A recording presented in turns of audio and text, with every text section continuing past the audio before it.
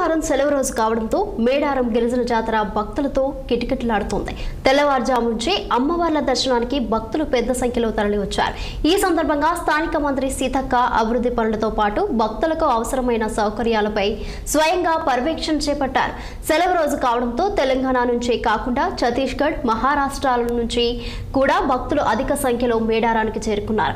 భక్తులతో మాట్లాడి సౌకర్యాలకు సంబంధించిన వివరాలను మంత్రి సీతక్క అడిగి తెలుసుకున్నారు. ఈ క్రమంలో జంపన్నవాగు మేడారం జాతరలో భక్తుల భద్రతా సౌకర్యాలపై ప్రభుత్వం ప్రత్యేక శ్రద్ధ చూపుతున్నట్లు స్పష్టం చేశారు.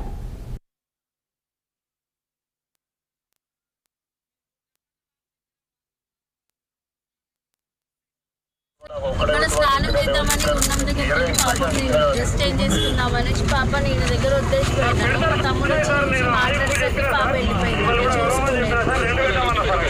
మేము జంపన్నవాగు దగ్గర వాళ్ళ పాప స్నానం చేస్తూ మిస్ అయింది. మరి వెంటనే పోలీసులకు ఇన్ఫర్మేషన్ ఇవ్వడంతో పోలీసులు మా అందరికి తెలియజేయడం జరిగింది. తర్వాత వాళ్ళ పాపను అక్కడ పెట్టడంతో వెతుక్కుంటూ వచ్చి వాళ్ళు కూడా వచ్చి తీసుకుంటున్నారు. ఎవరు కూడా పిల్లల్ని దయచేసి వెంట పెట్టుకొని రండి. పిల్లలైనా పెద్ద మనుషులైనా. ఇప్పుడు కూడా ఒక వైరాకు సంబంధించినటువంటి అమ్మ ఇక్కడ మిస్ అయితే వాళ్ళ మనవడు వెతుక్కుంటూ వచ్చి ఇక్కడ దారి మీద ఉంది కాబట్టి దొరికింది.